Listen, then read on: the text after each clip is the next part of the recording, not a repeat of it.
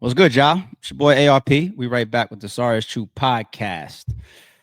I hate how simple this is about to be, but at the same time, I don't see it getting said anywhere yet for whatever reason. So I just want to throw it out there because if this ever gets revealed within the formula, within this elaborate chessboard that Kendrick continues to play in his delivery of his content, of his halftime show, of his videos, I figured let me just put it out there as my opinion early on. And if it ever turns back around where we got to discuss it further, just remember I was an early person talking about this. Okay. I got a video up here on the screen. Shout out to the new Rockstars channel, one of my favorite channels. Y'all know I'm a movie head, so I go to them a lot for breakdowns, for anticipating trailers and how they get into like the Marvel universe and show me all the Easter eggs that I missed. And I know as I'm talking about this, some of y'all are catching on already. But before we get into answering the question, how Kendrick Lamar broke the Super Bowl halftime show record, okay? For those that don't know, he's the number one halftime viewed show of all time. He took the top spot. Usher was just moved to number two, and he's already ahead of the likes of, by taking this number one spot, names such as Katy Perry, Bruno Mars, Black Eyed Peas, Beyonce, Madonna. Incredible, incredible. But I want to say my opinion here that we're going to get into is no detraction on what Kendrick really has earned for himself. When we talk about the formula to high views from what we're seeing from Kendrick, let's talk about some of the key elements, okay? Obviously, the man's talent. Duh, right? The man is a great rapper. He's a great artist. He has a great mind as far as Gloria, right? His pen. He has classic songs, he has classic albums. Good Kid, Mad City was my introduction to him. Mr. Morale, and then you got stuff like Damn That's Out There. And these are just incredible bodies of work, man. A matter of fact, this is total coincidence. Hold on. Total, total coincidence. I just happen to have these laying down here. You know, might as well mention the GNX album too, right? I picked this up while I was in Target yesterday, and I bought this just as a collectible for me. I won't open it, right? Everybody knows I collect CDs, but the reason why I got the vinyl is because I got a lot of vinyls hanging up in my gym, and I'm gonna put that up. Because being able to attend the Super Bowl halftime show, being able to attend the Super Bowl period, and that was one of the big reasons why I was telling my boys like, "Yo, we need to get there because this is history." And then he created a historic moment. So I'm commemorating some of my own personal memories by putting that album up. It's not just about GNX, but the bodies of work that he's presented.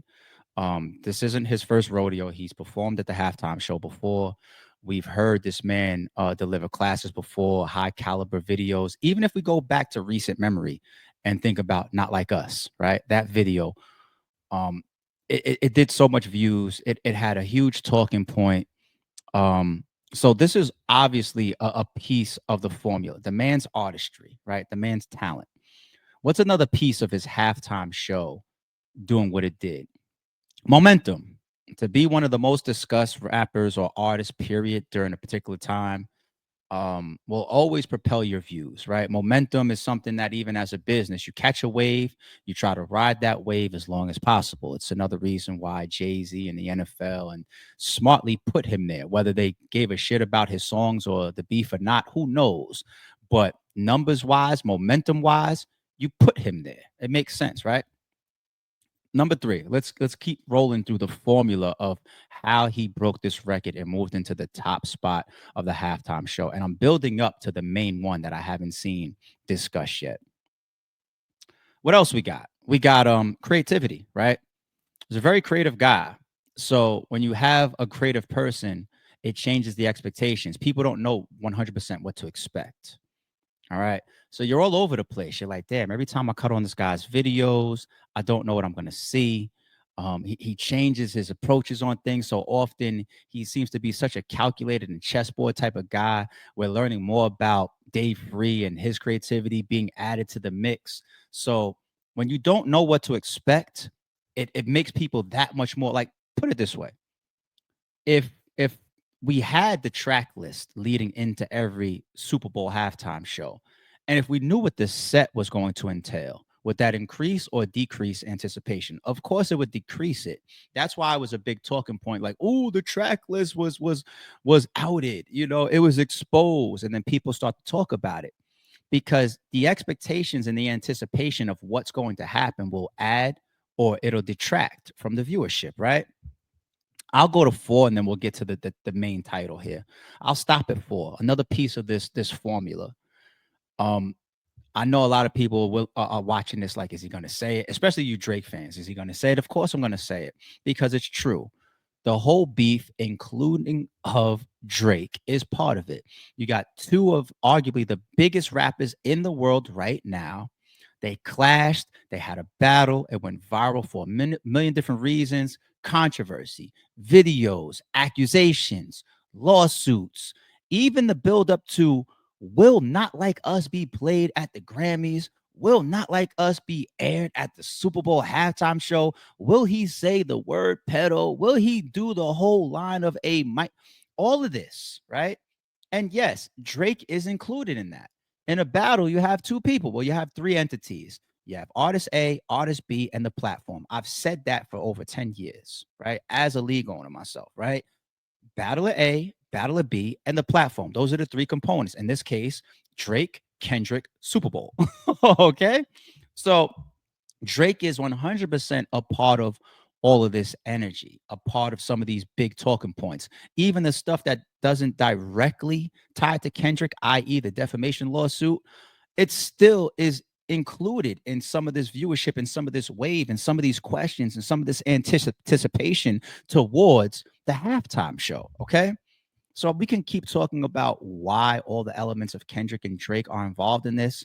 I don't need to go too crazy on it, but here goes the answer for the title now. And this is why I gave you guys a disclaimer and say it's so simple, yet I just don't see it getting said. I believe if there was five pieces to the formula, if I had to say five, and I know there's more, but if I had to say five, it would be those four that I just gave you, or was it three? Either way. And this final one. For you Loaded Lux fans, it is the rewind and find there's more to find factor. Kendrick has created an energy, he's created a viewership, he's created a fan base, he's created an expectation that don't click this video just once. Click it 2 times, click it 3 times, click it 4 times. I was out yesterday. I was at Chuck E. Cheese, right, for a close friend of mine. His son's birthday. So, you know, we jumped over there, of course, gift giving, hang out with the kids, let everybody run around, have fun. Birthday celebration, right? Adults is off to the side. I was having an interesting conversation with associate of mine, and even his girl was involved in the conversation at times. We were talking about the halftime show, and I brought up this aspect. I brought up this angle, and she said it like went off like a light bulb to her. She was like, "Yo, I've never went to try to replay a halftime show until Kendrick. Once all the controversy or once all the revelations or once all the talking of like this is what Samuel L. Jackson meant. This is what this part of the show meant. This is what he meant when he said deduct one life point. This is what it meant when the choreography of the dancers did this to create the flag and why Kendrick stood in the middle and possibly separated it.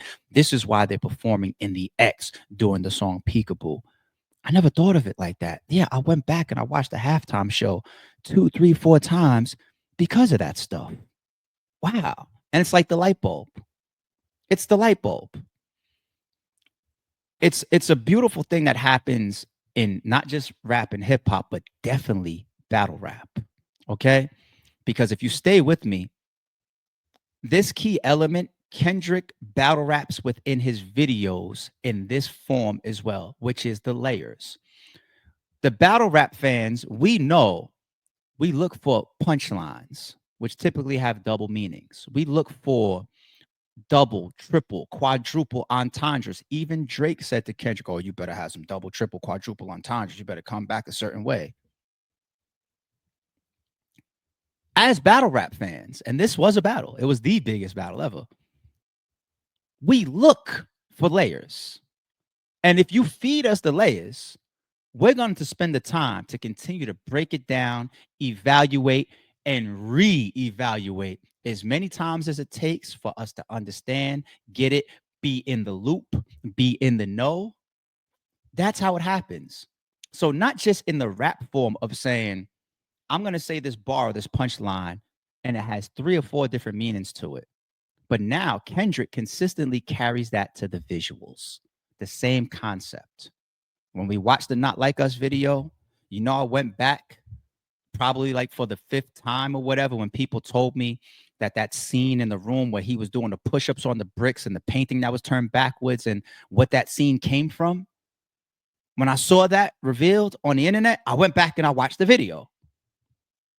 They're also saying that on YouTube, his halftime show is the fastest moving ever. Why? Same concept.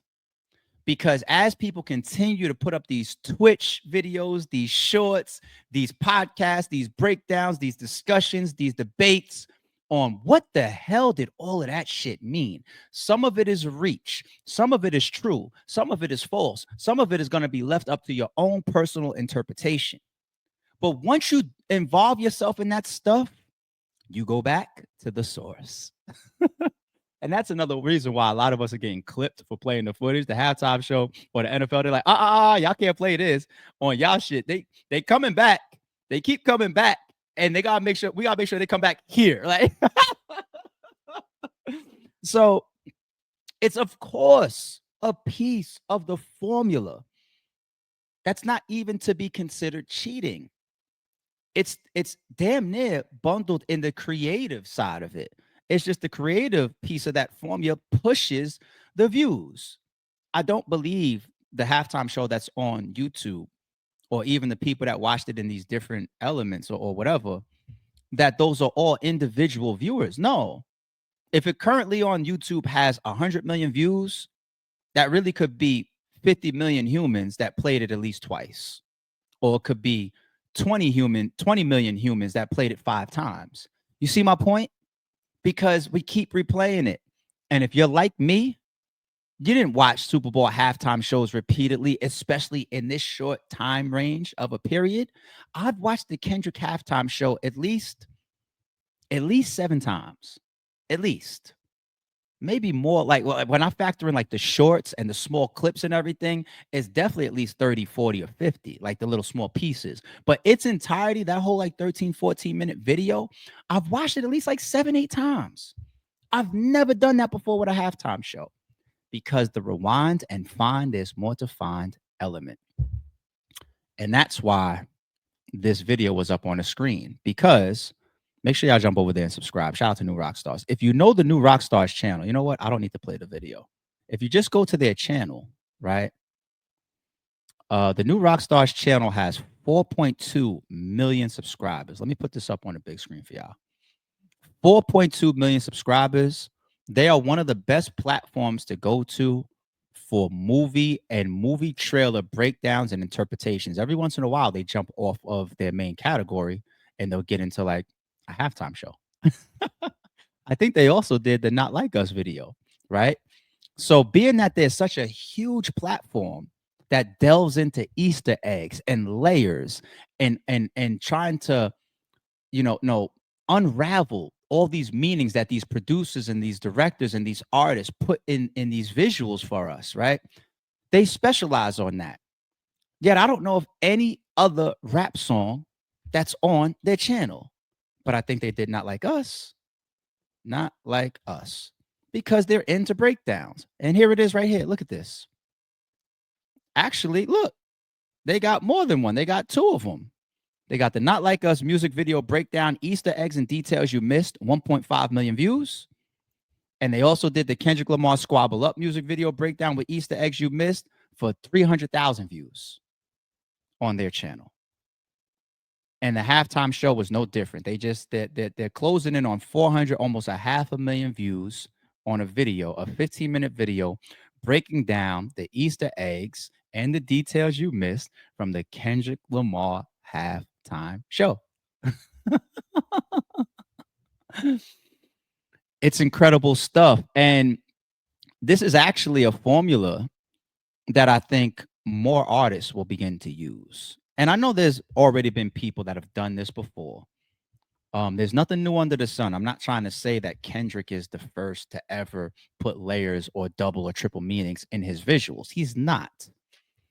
But he damn sure is the one that took it to another level, right? I.e., a Super Bowl halftime show that you have to sit back and decode. What? He took it to the highest level, right? No debate. That's black and white numbers. He took it to the highest level.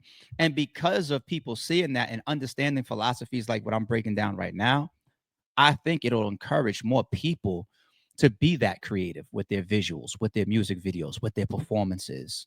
People do it already, but they'll go that extra step now to say, like, you know what, this YouTube video might do 100,000 views, but if I can just make people click it 3 times, well, what's 100 times 3, right? It makes total sense. And there's no doubt in my mind that it's intentional, it's understood, and it even adds to another fact of why he has that track list. Because if I got all of this going on, what music do I want to promote the most?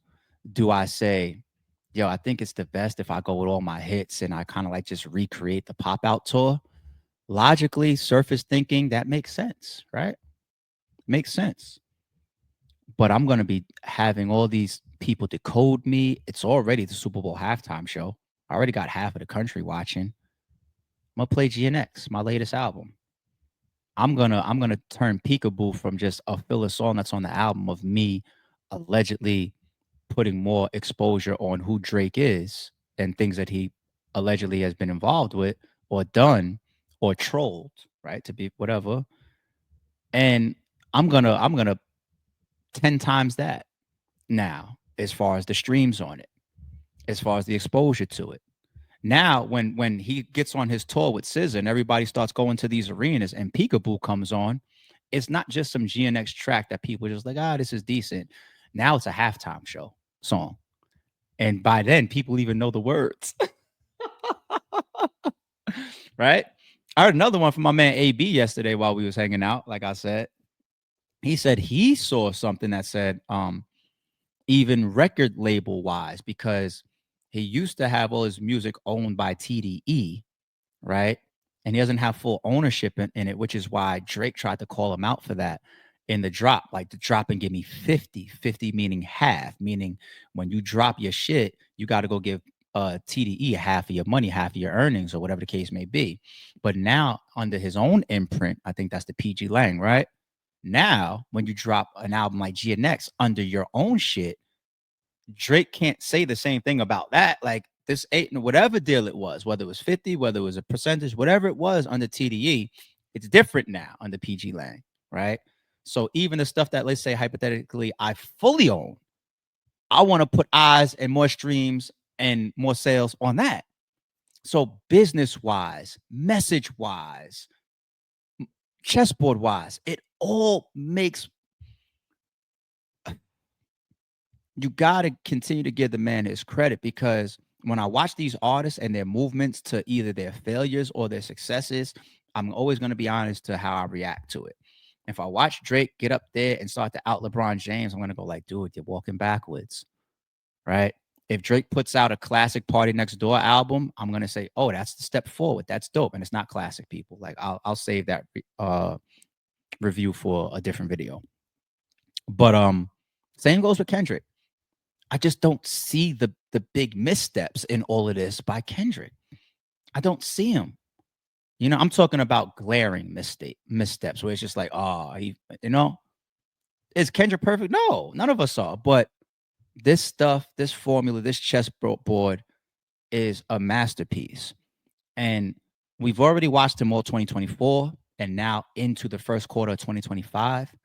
If he continues to dominate and move like this while continue to crush his opponents and goes on his tour and continues to break these records and win Grammys and all of this, he literally can become, like, you see how Mahomes was positioned to overtake Brady in a lot of critics' eyes by doing the first thing that Brady couldn't do, which is a three-peat, and doing the shorter span time of how much winning Mahomes has had than Brady, right? if he would have got that three-peat, you sing the tune of GOAT for Mahomes. It'll be debated, but he has the argument now with Brady. If Kendrick continues like from his tour to his next album, it'll be the discussion of this is one of the best periods of a solo artist run ever. Now there will be debates. Some people will say Drake's run was this long and he dominated the charts for this long. Yes, put that inside the debate. You got some people that jumping like, what about the Master P and No Limit run? Yeah. What about the Cash Money run? Yeah. Rockefeller, they dominated. Yeah. Rough Riders, their movement. Yeah. All these different periods where people seem to own shit and it's theirs. Kendrick I think he's already in that argument, but he will continue to bolster the argument and make it more and more discussed. Like, okay, within his run, he toppled the number one golden guy, the number one guy. He won 5 Grammys. He was the first for this. He was the number one of this. He did the Super Bowl. His tour did this. His another album did that. And it's all these. I don't even have all the numbers of what Kendrick is putting up along this last 2 years or a year and a half, but this is incredible stuff. But I want to get into this. Let's document it.